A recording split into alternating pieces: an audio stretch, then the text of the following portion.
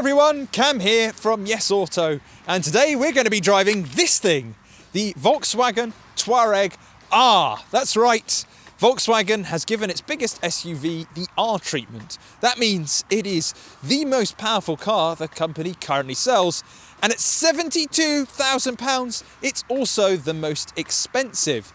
And if you think about it, it's now currently in competition with the Audi SQ7 and Porsche Cayenne hybrid. This is also a hybrid as well, and I want to know if it's any good. So we're going to go and poke around with it and take it out on the road. But before I get into this review, remember to hit the like button and subscribe for more awesome videos just like this one.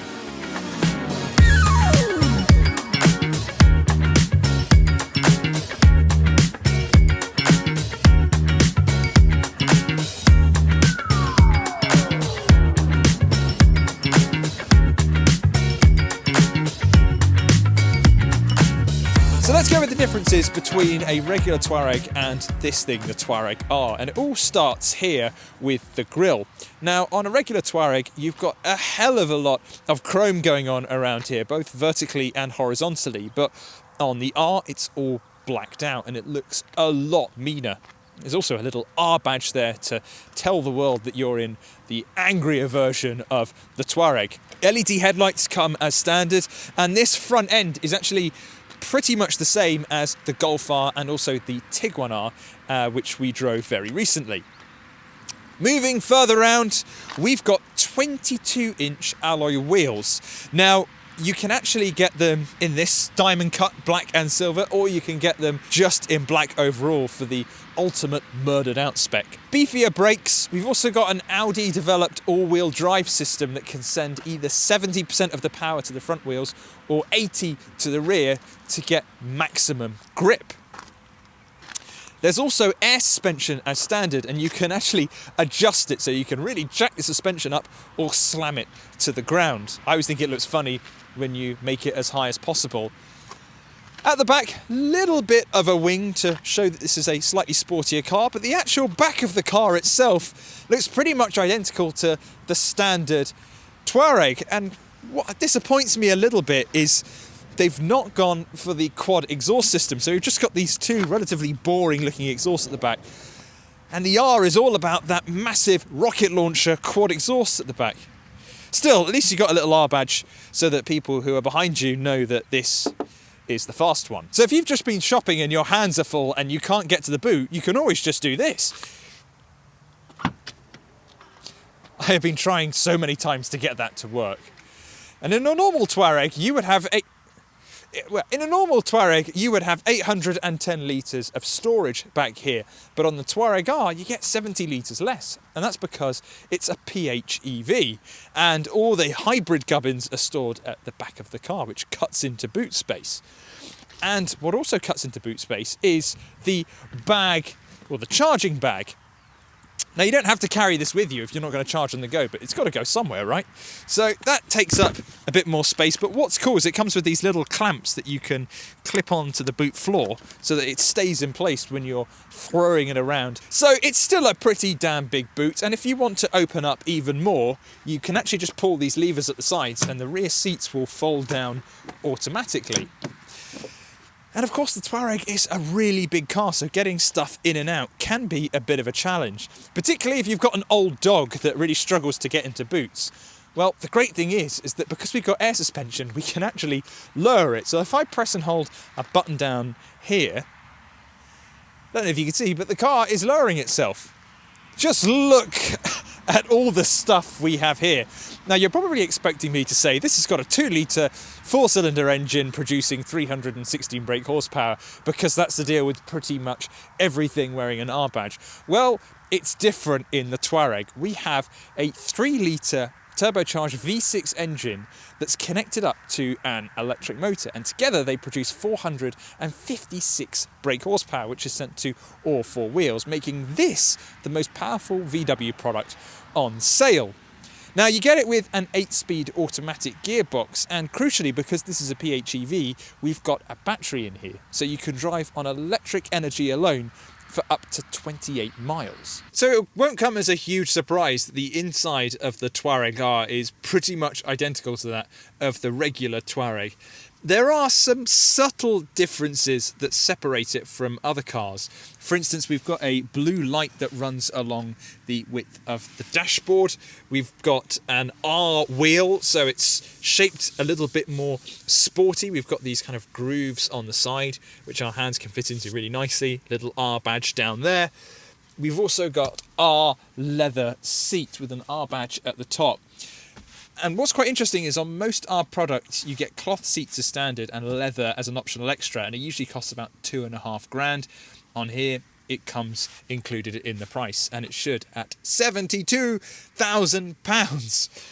We've also got some blue stitching on the top here, but that's about it, really. It does feel very similar to the regular Touareg, for better or for worse. Now, the two things that dominate the dashboard are the 12-inch virtual cockpit and the gigantic 15-inch infotainment screen. Now, I'm quite used to seeing big infotainment screens on fully electric cars with very minimalist cabins, but something this big in what is a regular SUV is pretty crazy, seeing it this big, although it is available on the rest of the Touareg range. I'm not a massive fan of VW's latest infotainment software because I feel like it's too touch sensitive. There's too much of the car's controls rely on the center screen, but it's actually different in the Touareg because it's a bit more fleshed out. You can access some of the buttons a lot easier when you're on the go. So while it can be quite fiddly in something like a Golf when you're driving along and you've got, relatively speaking, quite a small screen to go through all the sub-menus, because you have so much real estate here, accessing the climate settings is much easier. So I do prefer it to what you get on other VW products. And it's ultra sharp, really high resolution, very slick. And it's also really responsive, much more responsive on the systems that you get on the Volkswagen Golf R. And you can watch my review of that, by the way, by clicking the link in the top right-hand corner. It's much, much slicker. We've also got a nice big home button in the centre of the dash as well. So if I want to flick between the two main home screens, then I can do so very easily. Of course, if you want to, you can plug in and use Apple CarPlay, and it works absolutely brilliantly on here. So complementing the 15-inch infotainment screen is this beautiful 12-inch virtual cockpit. And I think the graphics are a little bit different to the version that you get on the Golf R as well as the Tiguan R, because it just looks a little bit more sophisticated, less sporty, more luxurious. Not sure if that works in what is meant to be a sports car, but I think they look great either way. Now, what's a little bit different on here is because we have the plug-in hybrid, there's also a readout on the left-hand side for the amount of electric power you're using. So at the moment, we have the car, the actual engine ticking over at about 1000 RPM, but when the electric motor kicks in, that gauge goes to 0 and the electric motor then takes over. Now, you can also recharge the battery under braking, and when you do that, the green bar at the bottom will light up and show you how much percentage of battery you're charging.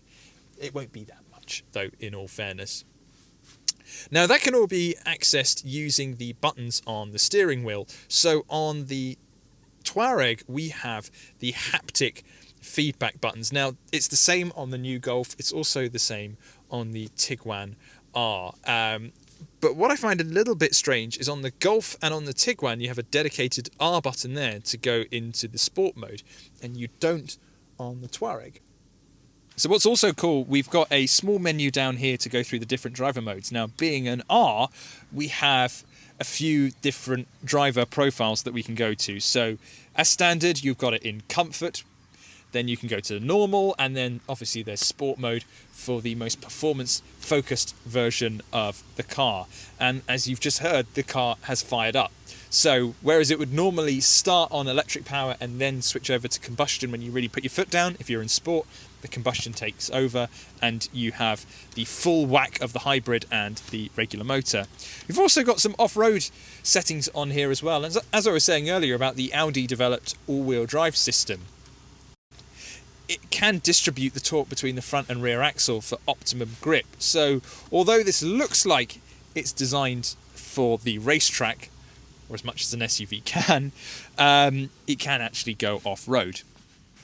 Now, on my left, we've got access to the air suspension system.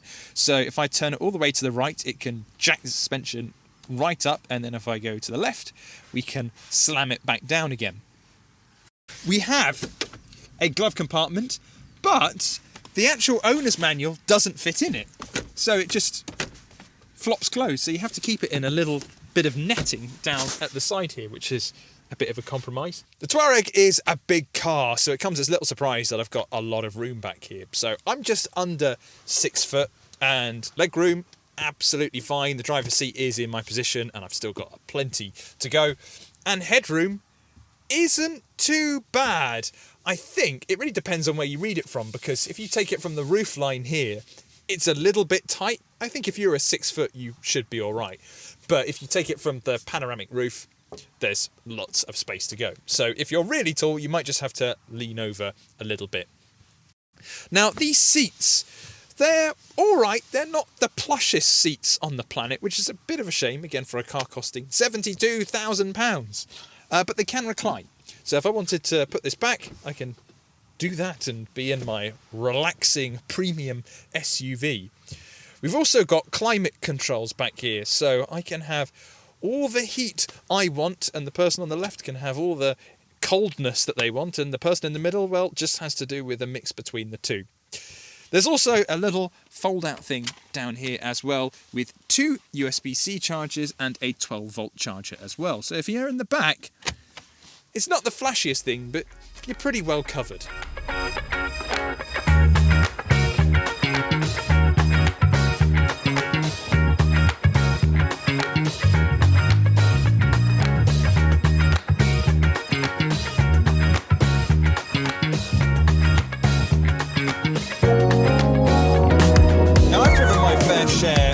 VW R products. I've done the Golf R recently, the Touareg R, and also the Tiguan R. And for better or for worse, they all feel pretty much the same. Yes, something like a Tiguan R leans over a bit more in the corners compared to a Golf R, just because it's a bigger car. But in general, you get the same experience. This Touareg R, though, is a little bit different. So I'm going to start off by putting it into comfort mode. And this is where we get the peak Touareg experience. So at the moment we're running on electric power alone, so it is completely silent in here. And the suspension is also in its softest, most pillowy setting.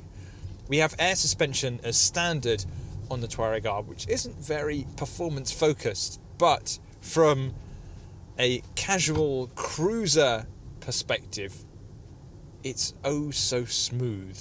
But you don't buy a Touareg R to drive around in comfort all the time. I'm sure most of you will just whack it into sport mode straight away to see what this baby is like. And the first thing I'm going to do is see how quickly it'll get up to speed. Foot flat to the floor.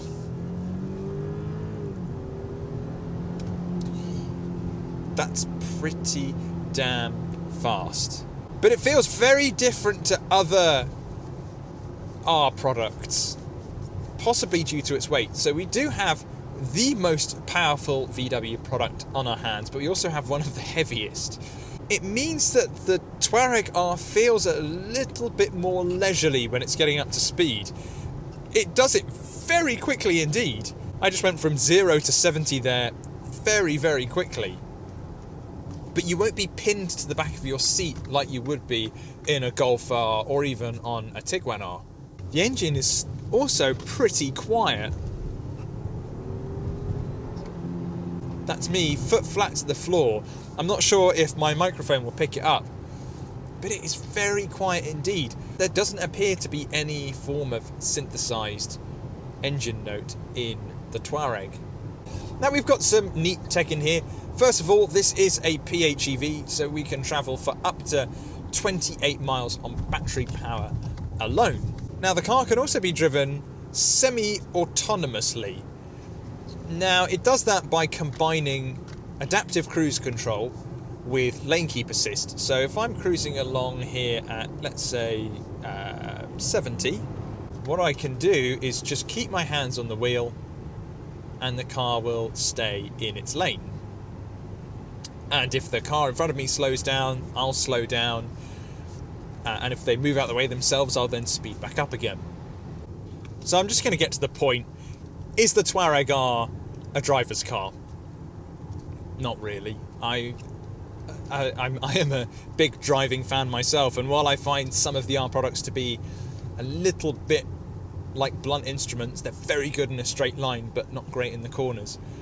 I think this Touareg is just a bit too soft and a bit too rounded around the edges to be a hardcore product that a proper R is.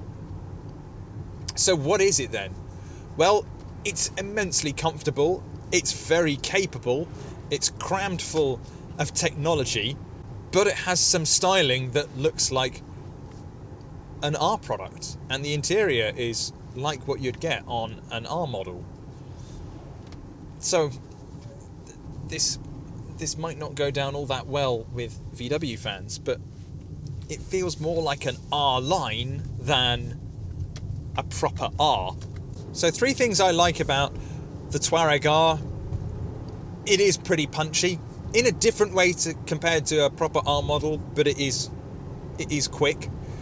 The second thing is it's incredibly comfortable. This is a really relaxing car to be in, and it just feels so soothing. And the third thing is this big 15-inch infotainment display. I thought it wasn't going to work at all, but it actually is not that bad. 3 dislikes. I think the first thing is pretty obvious. It's not the performance car that I was expecting it to be, and I think a lot of R buyers are going to be expecting it to be as well. It feels much softer than that. The second thing is I wish it was a bit noisier. I wish we had a bit more engine noise in here. There's no options to really open up the valves in the back of the car, so even when you're on it, it's still pretty quiet. And the third thing is it's £72,000, and I would rather go and buy a Porsche Cayenne or an Audi Q7. I think they're better cars, and your Audi Q7 is more practical, Porsche Cayenne is more fun to drive. But you know, £72,000 is just the starting point. If you head over to... But of course, £72,000 is the list price. If you head over to YesAuto.com, you can check out our deals on new and used Touareg Rs. You might be able to save yourself a few £1,000 and make it seem a little bit more of a viable option compared to some of the other rivals I've mentioned. So the Touareg R, it's a very capable family SUV, but it's not the performance car we were expecting.